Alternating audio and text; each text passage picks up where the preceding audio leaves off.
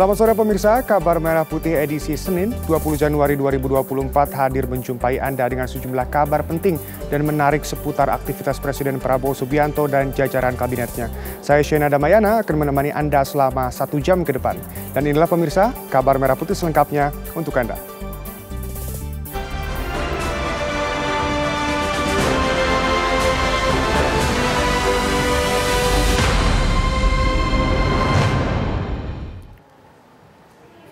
Presiden Prabowo Subianto melakukan kunjungan kerja ke Sumedang, Jawa Barat. Dalam kunjungan tersebut, Presiden Prabowo meresmikan proyek strategis ketenagalistrikan.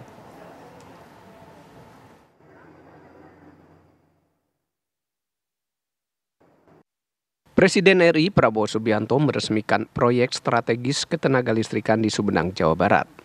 Proyek strategis tersebut sudah siap beroperasi di 18 provinsi di Indonesia termasuk IKN. Peresmian proyek kelistrikan ini dipusatkan di PLTA Jati Gede, Kabupaten Sumedang, Jawa Barat yang merupakan pembangkit dengan kapasitas 2 kali 55 MW dan memanfaatkan air waduk Jati Gede. Adapun proyek yang diresmikan terdiri dari 26 pembangkit serta 11 transmisi dan gardu induk. Dan saya sangat bangga dapat hadir di Jati Gede ini dalam rangka meresmikan suatu kelompok proyek-proyek besar di 18 provinsi, tidak salah di 26 proyek yang menghasilkan 3,2 gigawatt energi, juga dengan rangkaian 11 proyek lanjutan pembangunan gardu-gardu dan jaringan. 18 provinsi yang menjadi lokasi proyek ketenagalistrikan dan diresmikan serentak oleh Presiden Prabowo berada di Aceh, Sumatera Utara, Bangka Belitung, Sumatera Selatan, Banten, Jakarta, Jawa Barat, Jawa Tengah, dan Jawa Timur. Kemudian di Bali, Nusa Tenggara Timur, Kalimantan Selatan, Kalimantan Tengah, Kalimantan Timur, Sulawesi Tengah, Sulawesi Utara, Sulawesi Tenggara, dan Ibu Kota Nusantara atau IKN. Dari Sumedang, Jawa Barat, tim TV One mengabarkan. Presiden RI Prabowo Subianto mengaku arahannya untuk pemerintah agar melakukan penghematan di segala bidang telah menghasilkan penghematan yang cukup besar. Prabowo Subianto pun optimis Indonesia mampu mencapai pertumbuhan ekonomi 8% dengan mempercepat proses industrialisasi dan hilirisasi. Berikut pernyataan Presiden Prabowo Subianto yang disampaikan saat meresmikan 37 proyek listrik nasional di 18 provinsi. Saya dapat laporan dari Menteri Keuangan. Arahan saya untuk melakukan penghematan di semua bidang, alhamdulillah menghasilkan penghematan yang cukup besar, sehingga bangsa kita akan melakukan transformasi ke arah hilirisasi, ke arah industrialisasi secara besar-besaran dan secara akan mengagetkan dunia, saudara-saudara sekalian. Saya sangat optimis target 8% akan kita capai dan kita akan mempercepat proses industrialisasi, proses hilirisasi, dan kita akan mencapai sasaran kita. Puluhan pegawai Kementerian Pendidikan Tinggi, Sains, dan Teknologi menggelar aksi di lobi gedung kantor kementerian di Jalan Pintu Senayan, Jakarta Pusat. Para pegawai menolak sikap arogan dan kasar yang diduga dilakukan oleh Menteri Dikti Saintek Satrio Sumantri Brojonegoro terhadap para pegawainya. Mobil sedan dengan nomor polisi kementerian ini langsung diserbu sejumlah pegawai Kementerian Pendidikan Tinggi, Sains, dan Teknologi yang sedang melakukan aksi di lobi gedung kementerian. Aksi tersebut merupakan buntut dari sikap arogan dan kasar yang diduga dilakukan oleh Menteri Dikti Saintek Satrio Sumantri Brojonegoro yang diterima oleh pegawainya. Tidak hanya itu, Menteri Satrio juga diduga kerap melakukan pemecatan secara sepihak meski dilindungi aturan institusi pemerintahan. Selain menolak sikap arogan dan kasar yang dilakukan oleh Menteri Satrio, unjuk rasa yang diberi nama Senin Hitam ini menuntut agar sejumlah pegawai yang dilakukan pemecatan diberi penjelasan status kepegawaiannya.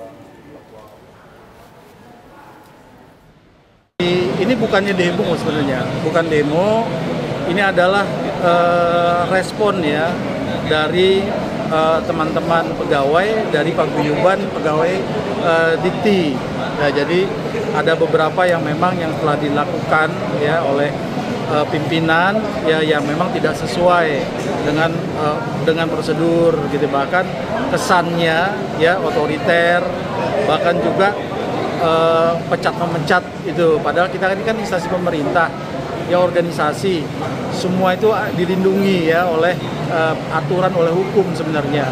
Kalau ada pegawai bermasalah ya ada aturannya lah, bagaimana caranya, mekanismenya di dalam penyelesaiannya, bukan datang pecat, diusir bahkan.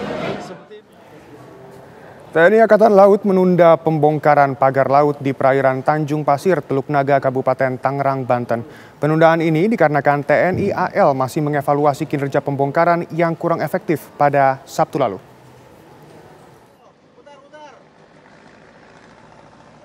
Sabtu lalu, pagar yang membentang sepanjang 30 km di perairan Kabupaten Tangerang, Banten resmi dibongkar oleh TNI Angkatan Laut. TNI AL bersama nelayan dan warga setempat baru berhasil membongkar sejauh 2,2 km. Komandan Pangkalan Utama TNI AL 3 Jakarta, Brigjen TNI Marinir Hari Indarto mengatakan pembongkaran pagar laut di kawasan Tanjung Pasir, Kabupaten Tangerang, Banten ini dilakukan atas perintah Presiden Prabowo Subianto. Selain kami banyak mendengar keluar dari masyarakat yang aksesnya agak terhambat, mereka dalam mencari nafkah, kami atas perintah Presiden Republik Indonesia melalui Bapak Panglima TNI dan Kepala Staf Angkatan bersinergi dengan masyarakat untuk membuka akses minimal pagar yang menutupi akses keluar masuk nelayan, itu yang akan kita bongkar pada pelaksanaan kegiatan siang ini. TNI AL berencana menambah personel dan alat pada pembongkaran hari kedua. Namun pembongkaran ini terpaksa ditunda mengingat pembongkaran perdana dinilai kurang efektif. Selanjutnya, TNI Angkatan Laut masih mengevaluasi dan menggodok metode untuk mencabut dan membongkar pagar laut tersebut. Dari Tangerang, Banten, tim TV One mengabarkan.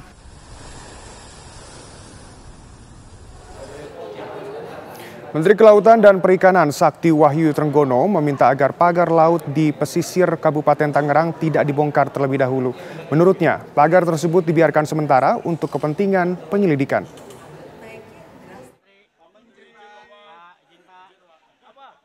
Menteri Kelautan dan Perikanan Wahyu Sakti Trenggono menyatakan pagar bambu laut di pesisir Kabupaten Tangerang telah disegel dan masih dalam penyelidikan untuk mengungkap siapa pelaku yang memasang pagar laut tersebut. Hal ini disampaikan Wahyu Sakti Trenggono saat menghadiri aksi bersih sampah laut di Pantai Kedongangan, Jimbaran, Kabupaten Badung, Bali. Menteri KKP juga meminta agar pagar bambu laut tersebut dibiarkan sementara dan tidak dicabut untuk kepentingan penyelidikan. Ia juga menyatakan pemasangan bambu pagar laut tersebut merupakan tindakan ilegal. Gini, kalau pencabutan kan tunggu dulu dong. Kalau sudah ketahuan siapa yang nanam, lebih mudah. Kalau nyabut kan gampang ya. Tapi kan nyabut juga seperti kemarin misalnya saya mendengar berita ada pembongkaran oleh institusi Angkatan Laut misalnya seperti itu. Ya, saya nggak tahu, harusnya itu barang bukti. Setelah dari hukum sudah terdeteksi, terbukti, sudah diproses hukum, baru bisa. Jadi sampai saat ini belum ketahuan siapa yang masang? Belum. Kita sedang penyidikan. Kan nggak bisa cepat ya. Dan nggak bisa menuduh banyak orang juga. Pak Menteri, sebagai penegasan Pak Menteri, berarti ini ilegal ya Pak Menteri? Apanya? Ilegal pemasangannya itu ya? Sangat ilegal. Sangat ilegal. Ada pihak yang mengklaim itu legal Pak? Ada pihak yang mengklaim itu legal pemasangan? Oh, ada namanya Kesatuan Masyarakat Nelayan, kalau perusahaan nggak ada. Kesatuan Masyarakat Nelayan Pantura gitu. Tapi kita panggil belum datang-datang. Menteri KKP juga menyatakan sudah memanggil kelompok nelayan yang mengklaim bertanggung jawab atas pemasangan pagar bambu, namun belum juga datang memenuhi panggilan. Dari Badung, Bali, dan Tangerang, Banten, tim TV One mengabarkan. Menteri Kelautan dan Perikanan Sakti Wahyu Trenggono bertemu dengan Kepala Staf Angkatan Laut Laksamana TNI Muhammad Ali. Pertemuan keduanya membahas mengenai pagar laut yang akhir-akhir ini ramai diperbincangkan dan menjadi polemik. Berkoordinasi dengan Kepala Staf Angkatan Laut beserta jajaran. Menteri Kelautan dan Perikanan Sakti Wahyu Trenggono melakukan koordinasi dengan Kepala Staf Angkatan Laut Laksamana TNI Muhammad Ali terkait pembongkaran pagar laut di wilayah Kabupaten Tangerang, Banten.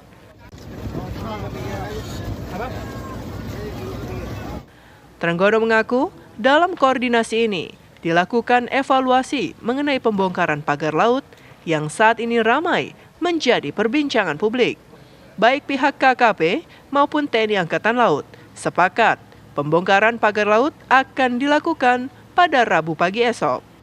Kita berkoordinasi dengan Kepala Staf Angkatan Laut beserta jajaran, saya dan Pak Wamen, ya, dalam rangka untuk mengevaluasi terhadap apa yang sekarang ini menjadi isu yang ramai, itu adalah soal pagar laut. Jadi kita akan memberikan batasan waktu sampai dengan besok Rabu pagi, kita akan rapat koordinasi Rabu pagi, lalu siangnya kita akan lakukan tindakan pembongkaran. Begitu Pak Kasar ya? Ya Pak, silakan setuju. Jadi pagi ini kami bersama Pak Menteri dengan Pak Wamen melaksanakan evaluasi bagaimana cara yang baik, yang aman, yang cepat dan praktis untuk bisa mempercepat membantu kesulitan masyarakat nelayan. Karena itu instruksi dari Bapak Presiden kan, TNI harus bisa membantu kesulitan masyarakat. Sebelumnya, pagar laut yang membentang di perairan Tanjung Pasir, Teluk Naga, Kabupaten Tangerang, Banten menjadi sorotan publik. Sebelumnya, tim gabungan TNI Angkatan Laut bersama warga sudah membongkar pagar laut pada Sabtu lalu. Namun, hal tersebut dihentikan sementara, mengingat berdasarkan hasil evaluasi, pembongkaran perdana dinilai kurang efektif. Dari Jakarta, tim TV One mengabarkan.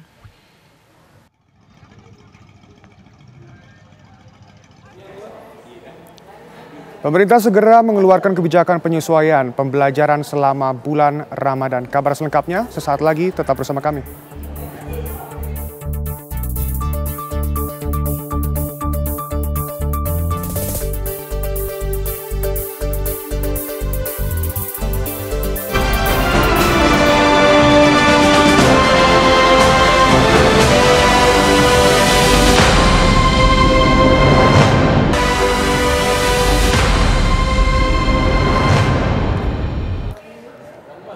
Pemirsa, pemerintah segera mengeluarkan kebijakan penyesuaian pembelajaran selama bulan Ramadan. Menteri Pendidikan Sekolah Dasar dan Menengah Abdul Mu'ti memastikan surat edaran yang melibatkan 5 kementerian ini akan rampung pekan ini.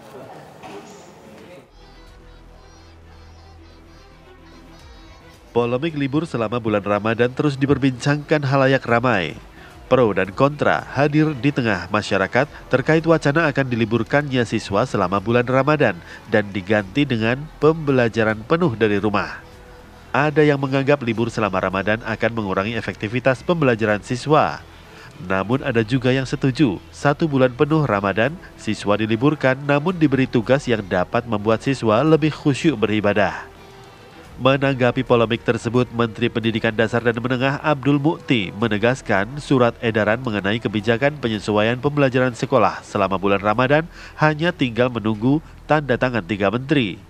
Dalam kesempatan tersebut, Abdul Mu'ti juga mengoreksi istilah yang ramai di khalayak terkait libur sekolah selama sebulan saat bulan Ramadan. Mu'ti mengatakan kebijakan yang akan dijalankan adalah pembelajaran selama bulan Ramadan. Draft surat edaran bersama sudah selesai dan draft ini kami susun melibatkan 5 kementerian. Pertama dengan Menko PMK, kemudian Menteri Agama, Menteri Dalam Negeri, kemudian Menteri Pendidikan Dasar dan Menengah, dan KSP. Ini kami berlima membahas mengenai pembelajaran di bulan Ramadan dan sudah ada kesepakatan bersama. Sekarang draftnya sudah selesai, tinggal proses nunggu tanda tangan 3 menteri. Tanda tangan Menteri Pendidikan Dasar Menengah, Menteri Dalam Negeri, dan Menteri Agama. Itu pembelajarannya di rumah atau di sekolah, Prof? Tunggu sampai surat-suratnya keluar ya. Ya. Sabar dikit aja. Prof, pokoknya sebelum Ramadan sudah terbit, Dari Jakarta, Haidar Fasyal, Dani Martin, TV One mengabarkan. Dalam rangka sosialisasi program Kementerian Sosial serta menyerap aspirasi masyarakat penerima manfaat bantuan sosial, Mensos Syaifullah Yusuf menghadiri dialog bersama pilar sosial di Solo, Jawa Tengah dalam upaya memberantas kemiskinan, bukan sekedar perlindungan sosial.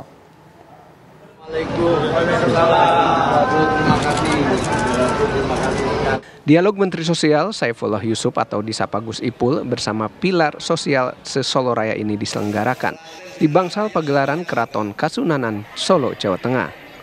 Dan sinergi dengan pemerintah daerah dalam hal ini. Dalam sambutannya, Mensos mengatakan bahwa pilar sosial sebagai penggerak dasar kesejahteraan sosial di akar rumput dan diharapkan mampu menjadi garda terdepan Kemensos di masyarakat. Dipikirkanlah, ya mereka ini adalah ujung tombaknya Kementerian Sosial untuk memastikan bahwa program-program kita tidak hanya tepat sasaran, tapi juga dipergunakan sebagaimana mestinya oleh penerima manfaat. Ini yang menjadi konsep kita ke depan. Bantuan sosial yang akan disalurkan sebesar 2 triliun rupiah tersebut diharapkan mampu memberantas kemiskinan, bukan sekedar perlindungan sosial, namun ditekankan untuk pemberdayaan manfaat dalam bentuk bantuan modal usaha supaya tercipta keluarga yang lebih mandiri. Dari Solo, Jawa Tengah, Effendi Rois, TV One mengabarkan. Kapolri Jenderal Polisi Listio Sigit Prabowo menghadiri penutupan musyawarah Pleno Nasional Hima Persis di Yogyakarta.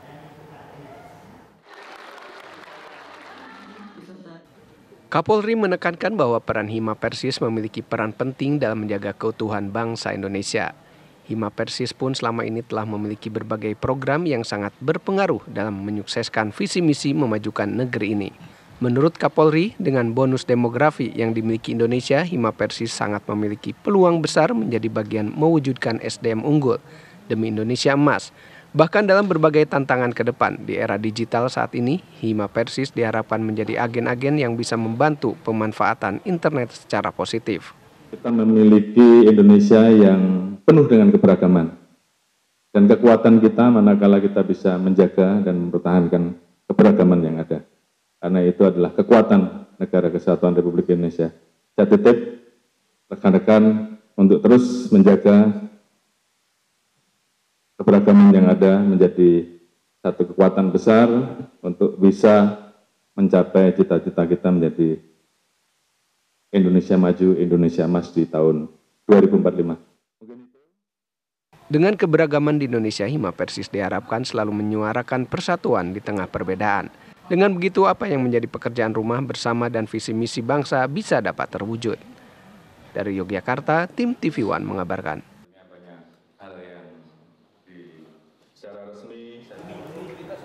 Wakil Menteri Pariwisata Niluh Enik Ermawati mengikuti aksi bersih sampah laut di Pantai Kedonganan, Jimbaran, Kabupaten Badung, Bali. Dalam kesempatan itu, Niluh mengingatkan semua pihak jika kebersihan di daerah destinasi wisata sangat mempengaruhi tingkat kunjungan wisatawan. Tumpukan sampah kembali mengotori sejumlah pantai di Pulau Bali. Sampah kiriman tersebut terdampar di sejumlah pantai seperti Pantai Kuta, Pantai Legian, hingga Pantai Jimbaran. Tidak ingin membuat wisatawan pergi, pemerintah segera melakukan aksi bersih-bersih sampah yang melibatkan lintas kementerian. Ribuan relawan yang terdiri dari personel TNI, Polri, dan warga terlibat dalam kerja bakti membersihkan sampah di pinggir pantai itu. Bahkan Wakil Menteri Pariwisata Niluh Enik Ermawati terlihat ikut memungut sampah bersama relawan di Pantai Kedonganan, Jimbaran, Badung, Bali. Dalam kesempatan itu, Niluh menekankan pentingnya kebersihan di destinasi wisata untuk menciptakan pariwisata berkualitas dan berkelanjutan. Apalagi, kebersihan di suatu destinasi wisata sangat mempengaruhi jumlah kunjungan wisatawan. Selain bersih dari sampah, fasilitas toilet menjadi salah satu penunjang untuk menjadi daya tarik wisatawan. Kenapa kita concern dengan masalah sampah? Karena salah satu hal yang membuat orang datang ke satu destinasi pasti bersih nggak di sana, toiletnya bagus tidak, maka itu. Jadi kebersihan itu menjadi komponen yang sangat penting untuk daya saing dari daya tarik wisata. Maka itu yang kemudian kita fokuskan saat ini. Sebenarnya kalau gerakan wisata bersih tidak hanya masalah sampah ya, tapi juga masalah toilet. Jadi ada dua concernnya di situ, yaitu sampah di destinasi wisata, juga toilet di setiap daya tarik wisata. Itu yang kita jadikan hal utama. Saat ini menurut Niluh, indeks kebersihan dan kesehatan destinasi wisata di Indonesia terbilang rendah. Pada survei Travel and Tourism Development Index, Indonesia berada di peringkat 88 dari 114 negara. Untuk memperbaiki indeks tersebut, Kementerian Pariwisata menggalakkan kampanye wisata bersih di 8 destinasi wisata prioritas. Dari Badung, Bali, Aris Wiyanto, TV One mengabarkan. Wakil Presiden Gibran Rakabuming Raka meninjau pelaksanaan makan bergizi gratis di SMA Negeri 60 Jakarta. Kabar selengkapnya sesaat lagi, tetap bersama kami.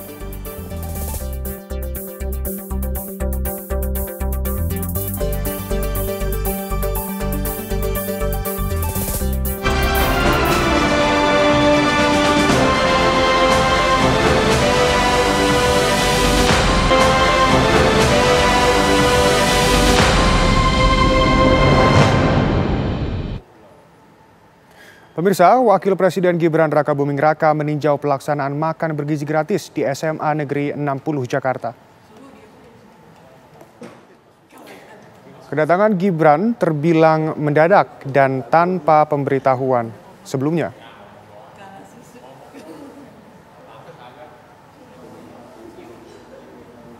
Setibanya di SMA Negeri 60 Jakarta yang berada di Mampang, Jakarta Selatan, Gibran langsung masuk ke salah satu ruang kelas. Gibran menyempatkan diri berdialog dengan sejumlah siswa untuk menanyakan menu makanan bergizi yang disajikan. Tak hanya itu, para siswa di kelas tersebut juga menyempatkan diri berfoto bersama dengan Wakil Presiden di dalam kelas. Usai berfoto di dalam kelas, Gibran kemudian berfoto dengan seluruh siswa dan guru di lapangan sekolah.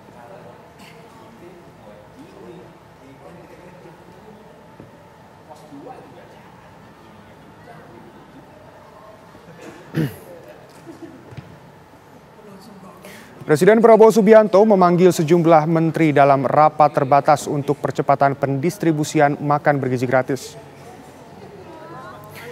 Presiden Prabowo Subianto memimpin jalannya rapat terbatas atau ratas dengan jajaran kementerian dan kelembagaan di Istana Negara. Pembahasan ratas hari ini dihadiri 7 kementerian lembaga dengan membahas evaluasi dan progres makan bergizi gratis atau MBG. Rapat terbatas di Istana Negara Jakarta Pusat dengan mengundang total 15 kementerian lembaga termasuk TNI Polri. Kepala Badan Gizi Nasional, Dadan Hindayana, tiba di istana dan mengonfirmasi pembahasan evaluasi makan bergizi gratis atau MBG yang sudah berjalan kurang lebih 11 hari.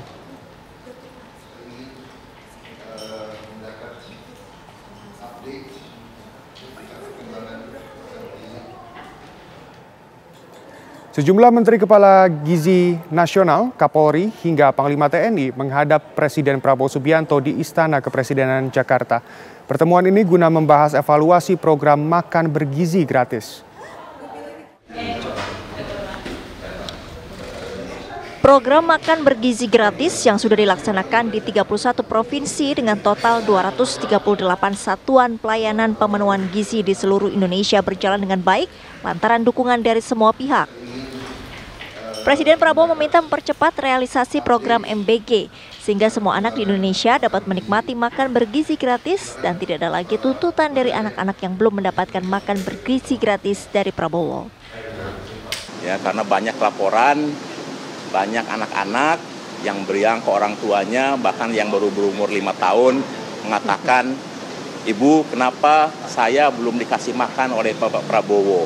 sementara teman-teman saya sudah. Jadi ini ya alhamdulillah ini sudah berjalan hampir 10 hari dan kami sudah melakukan kegiatan di 31 provinsi mencakup 238 satuan pelayanan yang sudah melayani lebih dari 650.000 penerimaan manfaat yang sampai sekarang sudah ada, dan ini setiap waktu terus bertambah sehingga insya Allah nanti selama bulan Januari sampai April akan bertambah menjadi melayani 3 juta.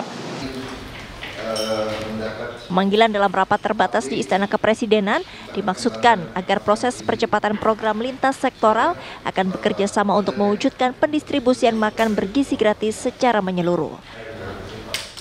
Dari Jakarta, tim TV One mengabarkan. Program makan bergizi gratis di Kota Pontianak, Kalimantan Barat resmi dilaksanakan hari ini. Di hari pertama pelaksanaan, baru 2 sekolah yang menerima manfaat program tersebut.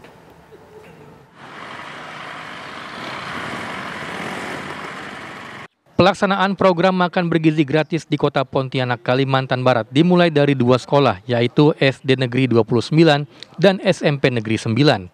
Untuk hari pertama ini, Dapur Satuan Pelayanan Pemenuhan Gizi Pontianak membuat 1.079 porsi makanan untuk didistribusikan ke 2 sekolah tersebut. Distribusi makanan dilakukan dalam 3 tahap, yaitu pukul 8.30 untuk kelas 1 hingga 3 SD, pukul 10.30 untuk kelas 4 hingga 6 SD, dan 11.30 untuk pelajar SMP. Menurut pihak SD Negeri 29, waktu pengiriman makanan sengaja dibedakan untuk menyesuaikan dengan jam istirahat siswa. Udah dicoba belum? Belum. Oh. Itu istirahatnya kan siang, sekalian makan siang aja, jadi enggak, orang tua tidak harus membekalin untuk makan siang gitu, Pak. Iya. Alhamdulillah sangat mendukung sebenarnya, karena di sini kebanyakan mayoritas juga menengah ke bawah, Pak. Kalau ada makan gratis ini berarti kan untuk gizi anak-anak kita terutama, dan anak-anak kita makannya juga teratur, Pak. Pas kita kan kebetulan jam istirahat makan semuanya sama-sama, mereka bersama anak-anak itu ada dengan wali kelasnya. Rasanya gimana? Untuk menu yang disajikan hari ini terdiri dari nasi, sayur capcay, ayam teriyaki, telur dadar, dan puding sebagai pengganti susu, serta buah pisang. Para siswa pun terlihat lahap menyantap menu yang disajikan. Mereka pun berusaha menghabiskan menu makan bergizi gratis yang disajikan. Dari Pontianak, Kalimantan Barat, Tutwuri Handayani, Egidius, TV One, mengabarkan.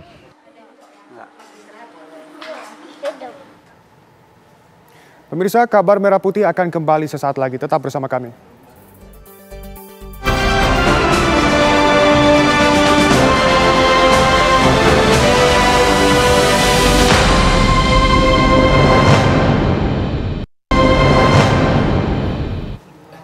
Pemirsa, Menteri Kebudayaan Fadlizon berkomitmen membangun 1.000 museum di Indonesia. Hal itu dikatakan Fadlizon saat menghadiri Sarasehan Budaya di Taman Pintar, Yogyakarta.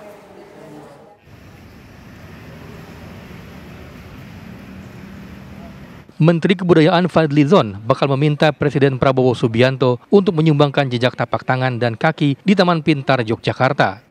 Dalam kunjungannya ke Taman Pintar, Fadlizon menyempatkan diri melihat wahana-wahana di tempat tersebut seperti wahana tapak presiden dan zona memorabilia presiden.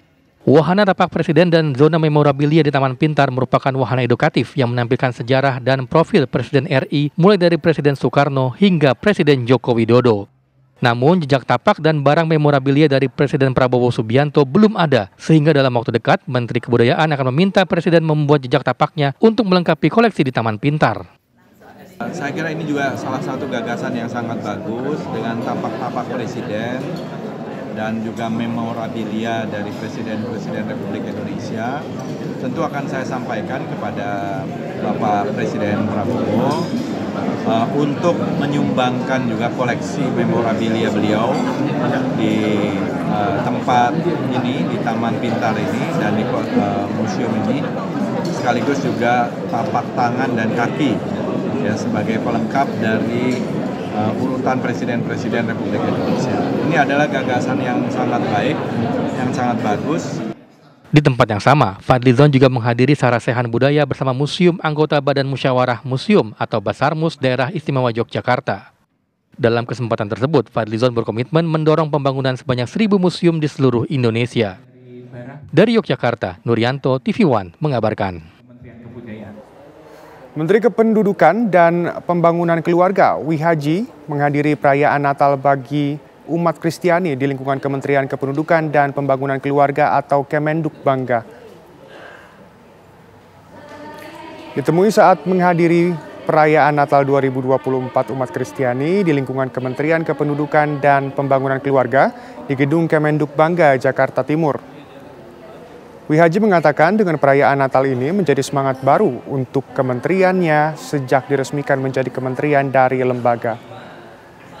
Pada rangkaian acara Natal 2024 dan tahun 2025 di lingkungan Kemenduk Bangga dihadiri oleh tamu undangan dari beberapa pejabat instansi dan memberikan santunan kepada beberapa anak panti asuhan Agape Jakarta. Menteri Kependudukan dan Pembangunan Keluarga, Wihaji, mengatakan ini merupakan simbol semangat baru bagi kementerian yang dipimpinnya. Jika sebelumnya sebagai lembaga atau Badan Kependudukan dan Keluarga Berencana Nasional atau BKKBN.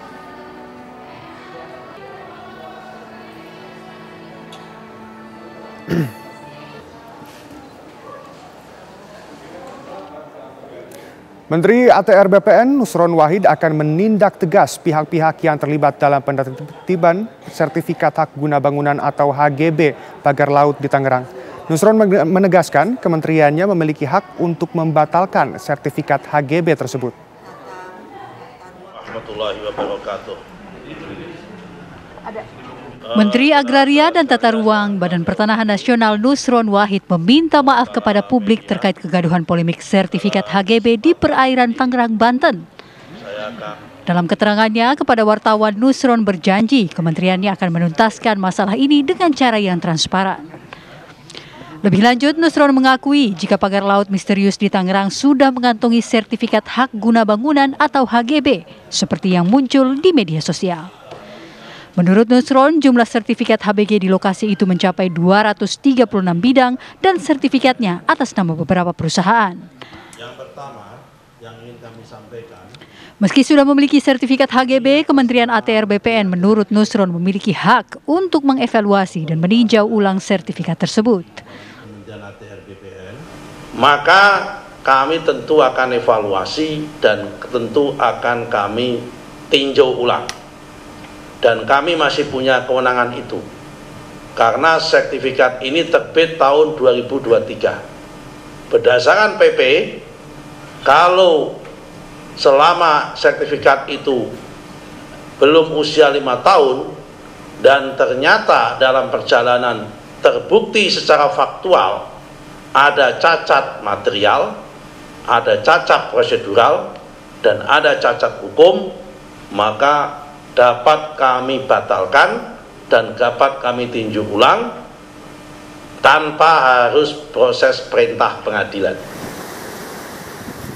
Menteri ATR atau BPN juga menegaskan akan menindak tegas pihak-pihak yang telah mengeluarkan sertifikat tersebut jika terbukti membuat sertifikat tidak sesuai aturan. Nusron mengatakan akan memanggil pihak-pihak yang terlibat mulai dari juru ukur dan pejabat di kantor BPN Tangerang. Dari Jakarta, tim TV One mengabarkan.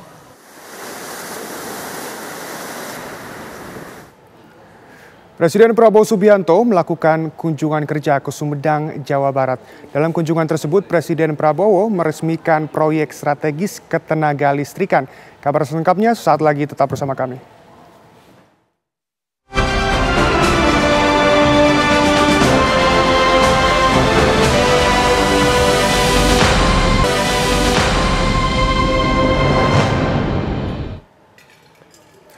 Pemirsa, Presiden Prabowo Subianto melakukan kunjungan kerja ke Sumedang, Jawa Barat. Dalam kunjungan tersebut, Presiden Prabowo meresmikan proyek strategis ketenaga listrikan.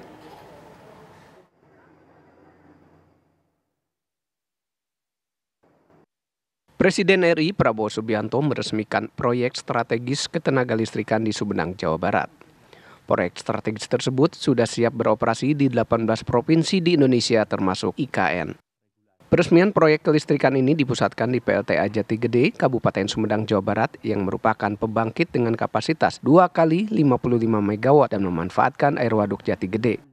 Adapun proyek yang diresmikan terdiri dari 26 pembangkit serta 11 transmisi dan gardu induk. Dan saya sangat bangga dapat hadir di Jati Gede ini dalam rangka meresmikan suatu kelompok proyek-proyek besar di 18 provinsi. Tidak salah di 26 proyek yang menghasilkan 3,2 gigawatt energi, juga dengan rangkaian 11 proyek lanjutan pembangunan gardu-gardu dan jaringan.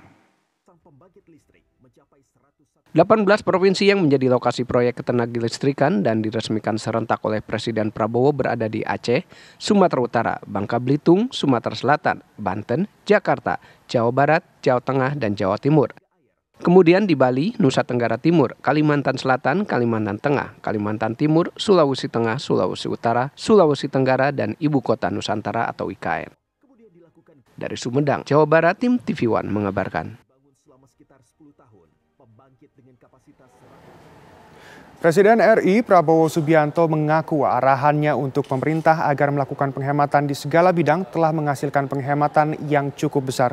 Prabowo pun optimis Indonesia mampu mencapai pertumbuhan ekonomi 8% dengan mempercepat proses industrialisasi dan hilirisasi. Berikut pernyataan Presiden Prabowo Subianto yang disampaikan saat meresmikan 37 proyek listrik nasional di 18 provinsi. Saya dapat laporan dari Menteri Keuangan.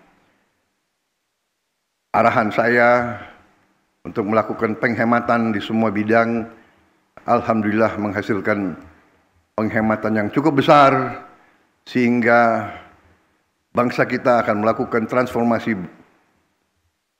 ke arah hilirisasi, ke arah industrialisasi secara besar-besaran dan secara akan mengagetkan dunia, saudara-saudara sekalian. Saya sangat optimis target 8% akan kita capai dan kita akan mempercepat proses industrialisasi, proses hilirisasi, dan kita akan mencapai sasaran kita. Puluhan pegawai Kementerian Pendidikan Tinggi, Sains dan Teknologi menggelar aksi di lobi gedung kantor kementerian di Jalan Pintu Senayan, Jakarta Pusat. Para pegawai menolak sikap arogan dan kasar yang diduga dilakukan oleh Menteri Dikti Saintek Satrio Sumantri Brojonegoro terhadap para pegawainya.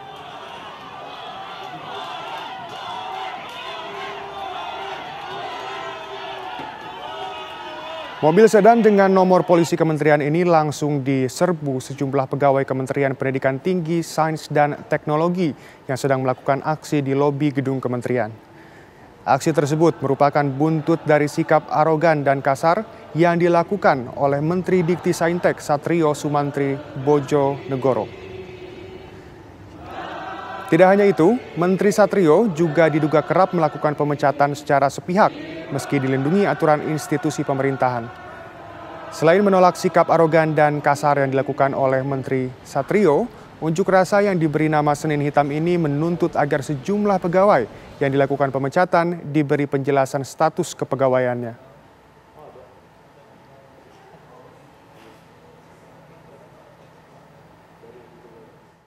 Ini bukannya demo sebenarnya, bukan demo. Ini adalah respon ya dari teman-teman pegawai dari paguyuban pegawai Dikti. Ya, jadi ada beberapa yang memang yang telah dilakukan ya oleh pimpinan ya yang memang tidak sesuai dengan prosedur gitu, bahkan kesannya ya otoriter, bahkan juga pecat-memecat itu, padahal kita ini kan instansi pemerintah ya organisasi, semua itu dilindungi ya oleh aturan, oleh hukum sebenarnya. Kalau ada pegawai bermasalah ya ada aturannya lah, bagaimana caranya, mekanismenya di dalam penyelesaiannya, bukan datang pecat, diusir bahkan. Menteri Kelautan dan Perikanan Sakti Wahyu Trenggono meminta agar pagar laut di pesisir Kabupaten Tangerang tidak dibongkar terlebih dahulu. Menurutnya, pagar tersebut dibiarkan sementara untuk kepentingan penyelidikan.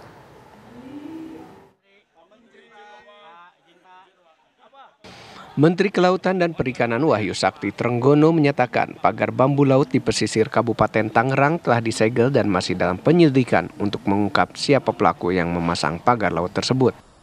Hal ini disampaikan Wahyu Sakti Trenggono saat menghadiri aksi bersih sampah laut di Pantai Kedongangan, Jimbaran, Kabupaten Badung, Bali.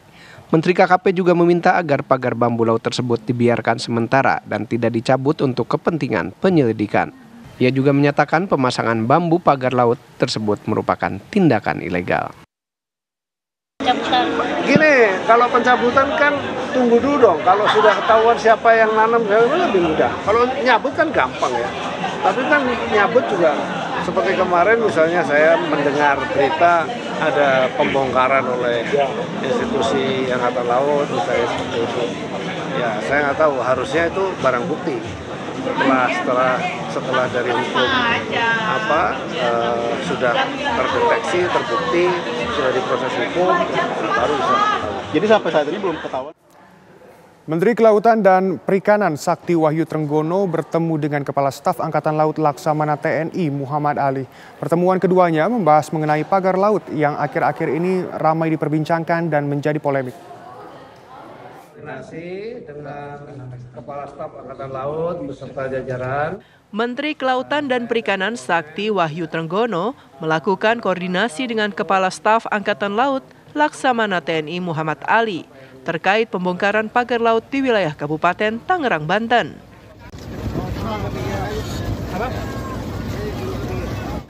Trenggono mengaku dalam koordinasi ini dilakukan evaluasi mengenai pembongkaran pagar laut yang saat ini ramai menjadi perbincangan publik. Baik pihak KKP maupun TNI Angkatan Laut sepakat pembongkaran pagar laut akan dilakukan pada Rabu pagi esok.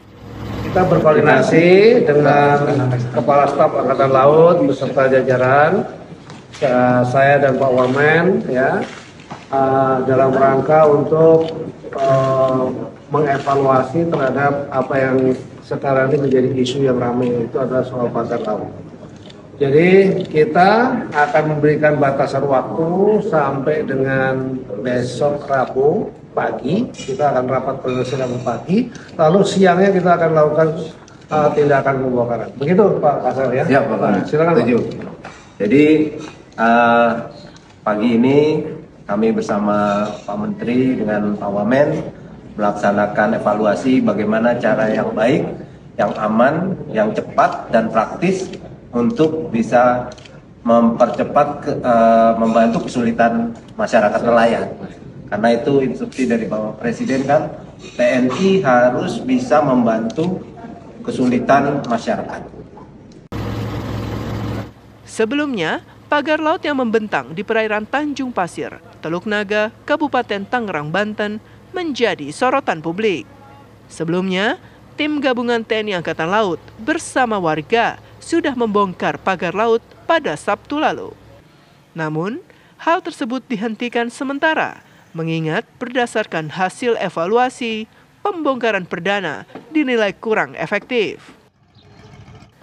Dari Jakarta, tim TV One mengabarkan. Dan pemirsa, kabar tersebut sekaligus menutup jumpa kita hari ini. Esok Kabar Merah Putih akan kembali di waktu yang sama. Jangan beranjak dulu pemirsa, karena sesaat lagi Anda dapat menyaksikan program Kabar Petang. Saya Shena Damayana beserta seluruh kru yang bertugas mengucapkan terima kasih dan sampai jumpa.